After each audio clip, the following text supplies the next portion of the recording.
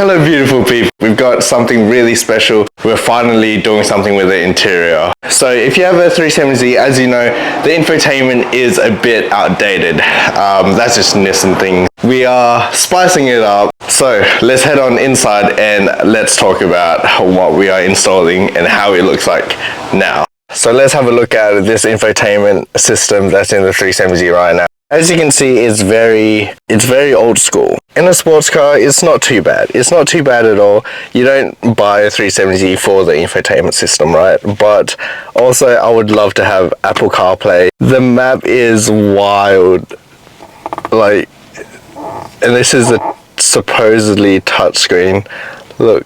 It's not the best. I gotta admit, it's not the best. We have to update this. You'll remember the time where you had to download off uTorrent, LimeWire, and then burn the CDs. Those were the times. Firstly, we need to take out the CDs from the CD stacker.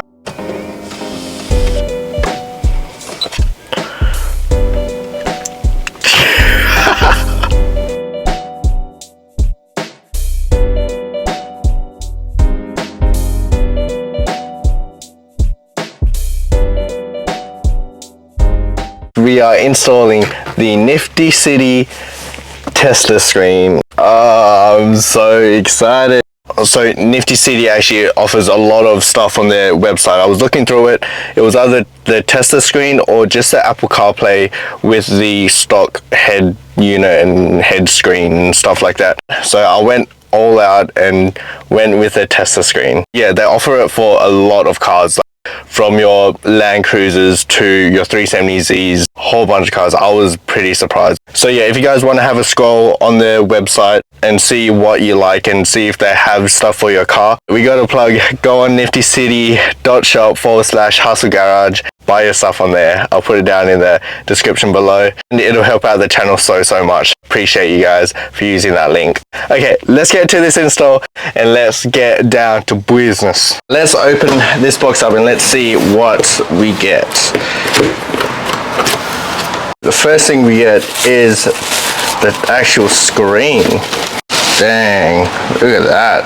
This is actually really nice. Wow, where all the fun stuff happens.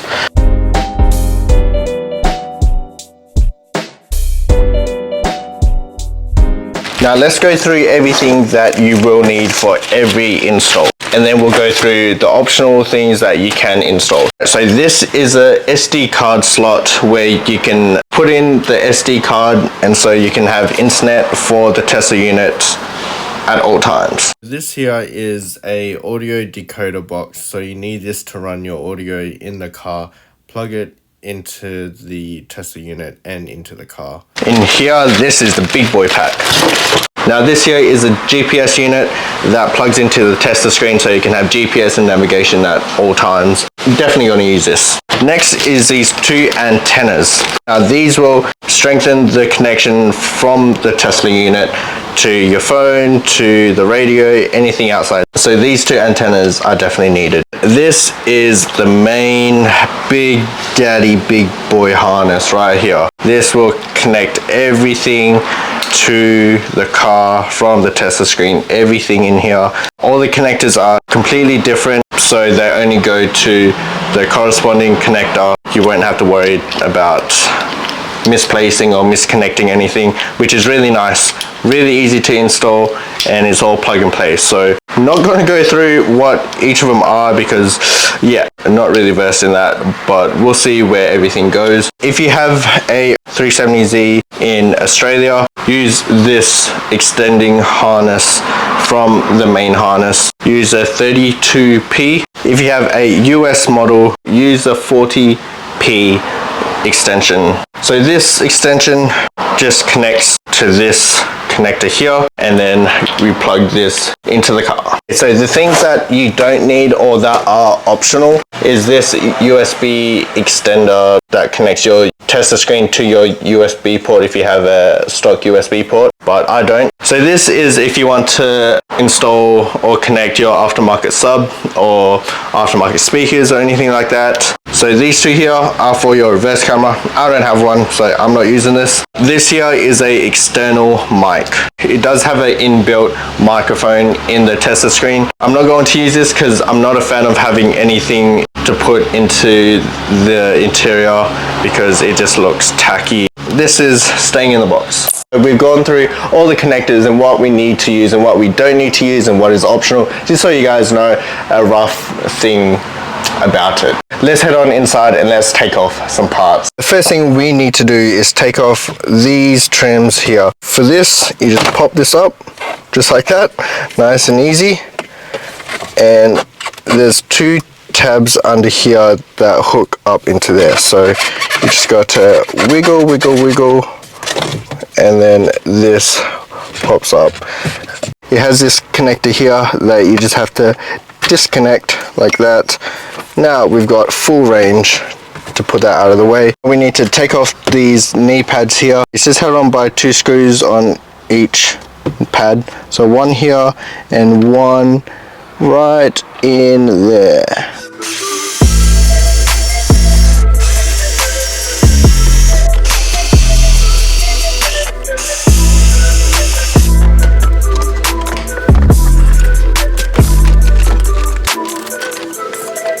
Now we got to remove this outer trim here. It's held on by this screw in the corner here, the same on the other side in the corner here, and then we'll just pull this, disconnect the connectors for the keypad and the start button.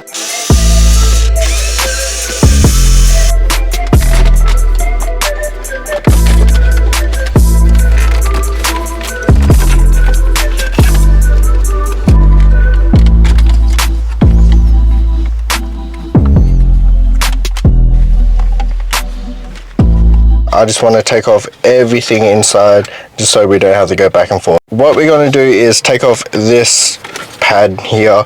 It's held on by 4 screws, 1, 2, and 3, 4 down here in each corner. Take that off.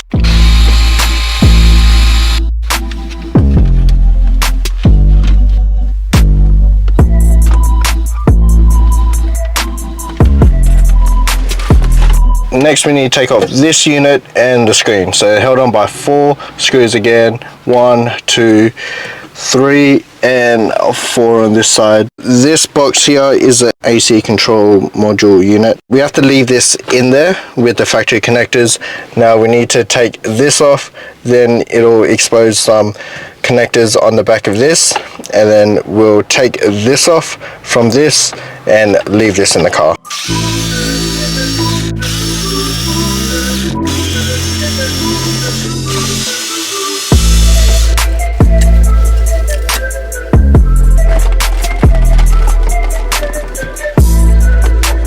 Here you can see all the connectors at the back you have to remove. All of them just have this push down tab and you just pull, so it shouldn't be too hard. This here is an AC box. We do have to disconnect it from this actual unit here. A screw on either side, then these push tabs in here. Separate it from this unit, then we don't need this unit anymore. We'll go and start connecting everything on the Tesla unit and then connect it into the car.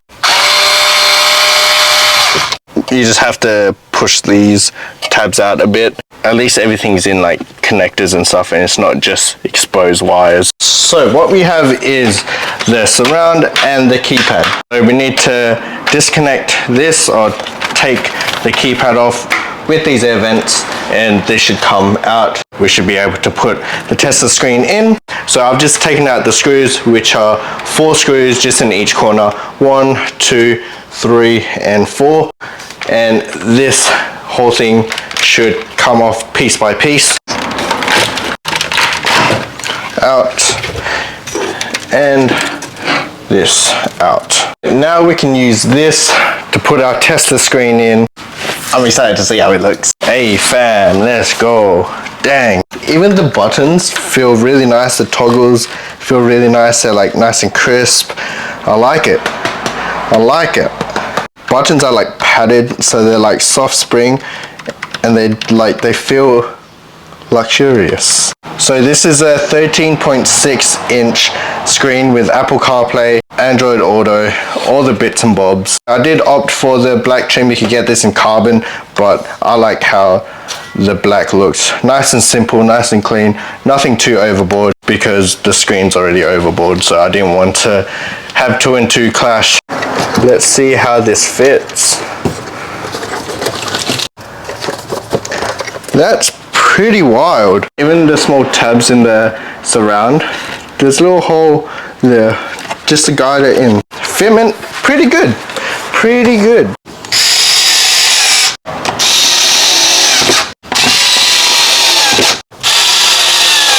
Let's see it together.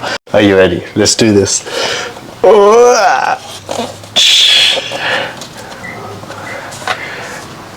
Damn, Daniel. Oh my gosh, what an upgrade. We got a damn mirror in the car. Hey. God dang. Look at the difference. Oh, I can't wait. I cannot wait. Time to put connectors and stuff into the car. We're going to start with the antenna and the GPS. This outside one is GPS and these two here are antenna. And antenna. Perfect. Let's get on with the main harness. I know this audio cord goes in here. Now we just have to see where everything else goes. This looks like it goes in here. This looks like it goes here. So this file is what you get from Nifty City after your purchase. Everything that is in the box, what connector is what number. And so this is what I'm going based off. It's not the greatest, so this is why I'm doing this video, so you guys can have a visual guide on how to do this. So, okay, let's get to it. So we have connected everything that we needed to the Tesla head unit. Now all the unconnected bits have to go to the car and to the factory connectors. To connect everything first, test everything out, see if the Tesla unit boots up and everything works. Yeah, this will be fun. I might need two hands. I am going to need two hands. Basically connected everything up. One thing I did find is I had to connect the orange wire to the brown wire. So they are labeled reverse cont. Yes, reverse cont. From the main harness to the extension. You use the extension part to plug into the car. The ones on the main harness you don't use. Everything has its own connector. Everything only goes into one connector. So it's pretty hard to mess this bit up. You just have to go and pair these up and see which ones fit where. Pretty sure everything is hooked up. I just have to connect this wire into the start button. There's a few connectors that aren't used, so we'll see if that's an issue. There's also that earth wire there. Now if this doesn't turn on, I'm going to ground that. Let's do it. Let's see if this turns on and let's see if I've done everything right. Come on, if it starts. On. Okay, we're good. Hello? Oh, yo, let's go.